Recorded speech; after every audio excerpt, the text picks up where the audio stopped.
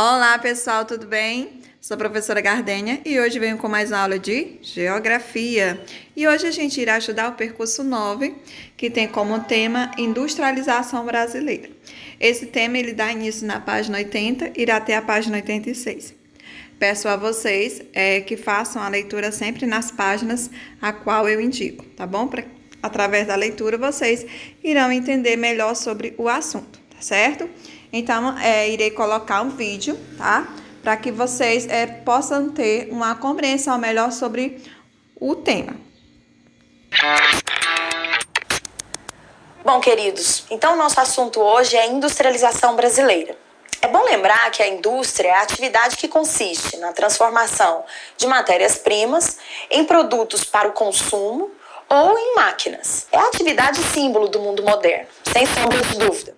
E o Brasil participa ativamente dessa atividade. Por ser um país emergente, nós podemos dizer que o Brasil é um país subdesenvolvido, mas altamente industrializado. Aliás, um parque industrial complexo, né? Aqui se produz praticamente tudo, em várias regiões brasileiras. Nós precisamos entender o histórico desse processo de industrialização. Bom, então, para a gente entender o processo de industrialização do Brasil, nós precisamos lembrar as fases históricas pelas quais ele passou. Se a gente considerar que o início da colonização brasileira se dá em 1500, nós temos aí a primeira fase, de 1500 a 1808. Essa é a fase em que a industrialização era praticamente proibida no Brasil pela coroa portuguesa. Só Portugal poderia enviar para o Brasil os seus produtos manufaturados. Então a industrialização era praticamente inexistente. A partir de 1808 inicia-se uma outra fase, né, que vai se estender até basicamente 1930. Nesse período, a industrialização brasileira, ela não aumenta tanto, mas a conjuntura política muda bastante. É quando ocorre a chamada abertura dos portos. Então a coroa portuguesa permite, por exemplo, a entrada de produtos ingleses.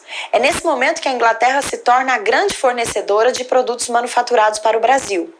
Porém, vale ressaltar que o Brasil utilizava até 1888 mão de obra escravizada.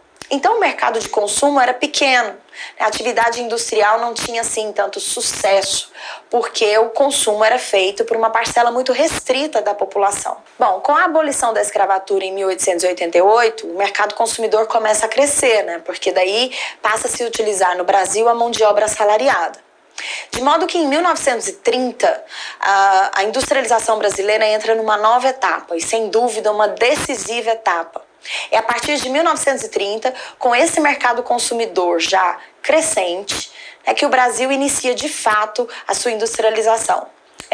O período que se estende de 1930 até 1956 é uma outra fase industrial no Brasil. Esse é o período onde se destaca, sem dúvida alguma, o presidente Getúlio Vargas, né? Ele assume a presidência do Brasil em 1930. Politicamente é um momento importante, porque é o fim da política do café com leite.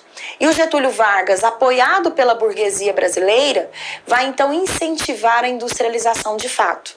De 1930 a 1956, o Brasil vive o processo de substituição de importações, cujo grande símbolo é, sem dúvida, o Getúlio Vargas. Nesse período, as indústrias de base vão sendo criadas pelo capital estatal. O que isso quer dizer?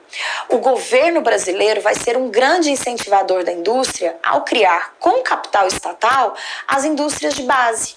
É nesse período, por exemplo, que surgem a Companhia Siderúrgica Nacional, a CSN, que surgem a mineradora Vale do Rio Doce, hoje apenas Vale e privatizada, né? É nesse período que surge a Petrobras, a Eletrobras, ou seja, a ideia era criar uma industrialização de base, né? Aquela industrialização mais pesada, também muito cara, com o capital estatal, para dar sustentação às indústrias de bens de consumo.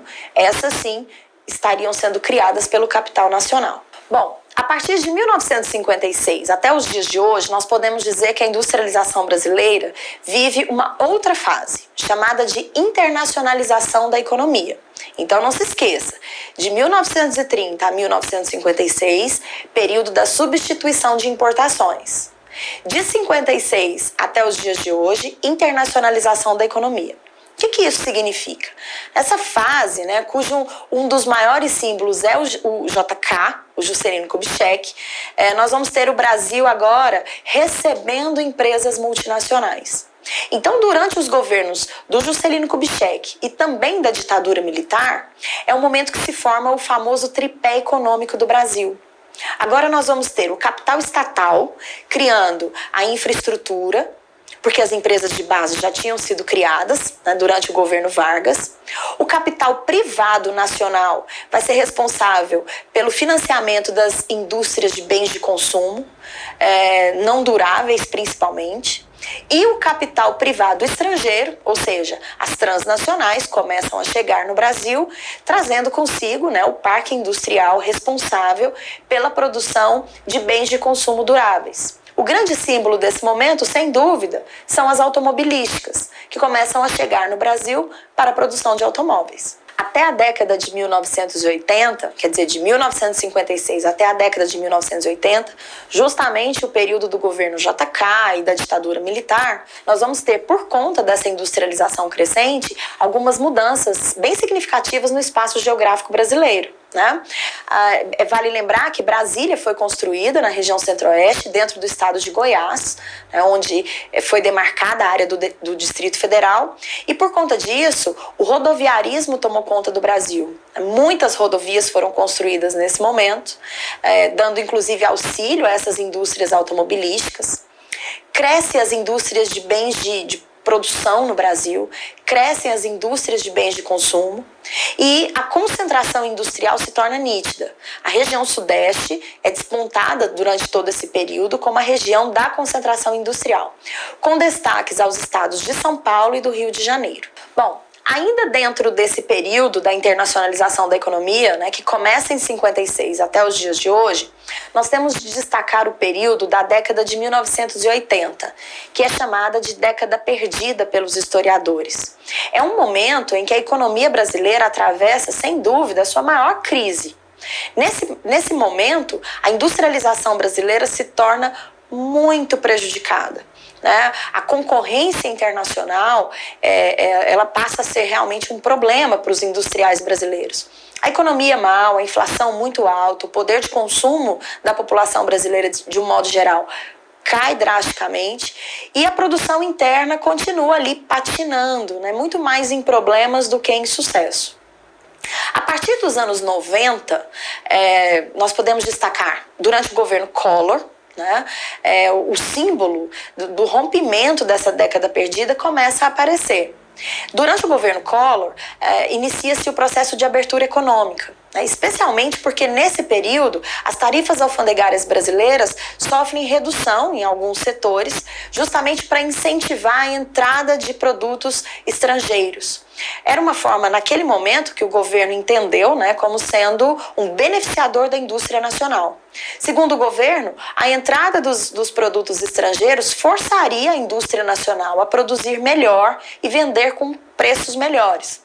Bom, os grandes industriais conseguiram sobreviver a essa concorrência, mas sem dúvida alguma, as pequenas indústrias, assim como as pequenas empresas de um modo geral, sofreram um baque e praticamente desapareceram. A partir de 1994, as coisas mudam de figura novamente. A industrialização brasileira vai entrar na sua fase neoliberal. Esse é o período das privatizações, especialmente durante o governo do Fernando Henrique Cardoso. O símbolo desse governo, sem dúvida, é a criação do Plano Real, né, uma moeda agora estável, que nós utilizamos até hoje, e a privatização. A ideia é que o Estado saísse da economia, especialmente do setor industrial, a partir da venda dessas estruturas industriais que foram criadas lá atrás, pelo Getúlio Vargas, pelo JK, enfim.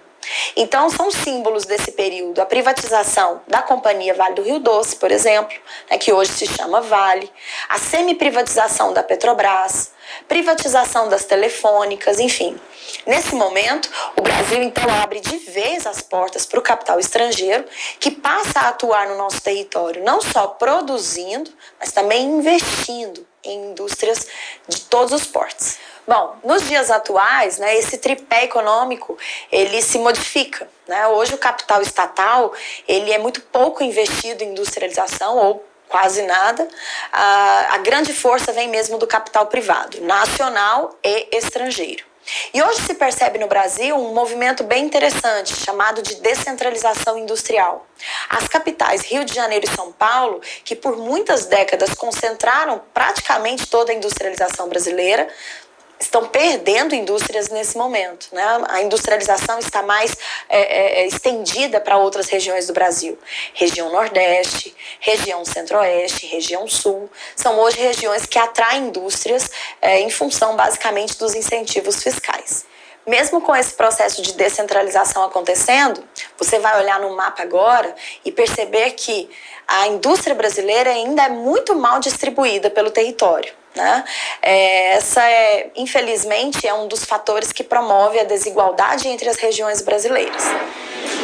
Então, Bom, pessoal, a nossa aula fica por aqui. Espero que vocês vejam esse vídeo, tá? Completo, do começo ao fim, tá bom? A tia irá colocar uma atividade no grupo do WhatsApp e qualquer dúvida é só chamar a tia no PV, tá bom? Um forte abraço e tenha todos um bom dia.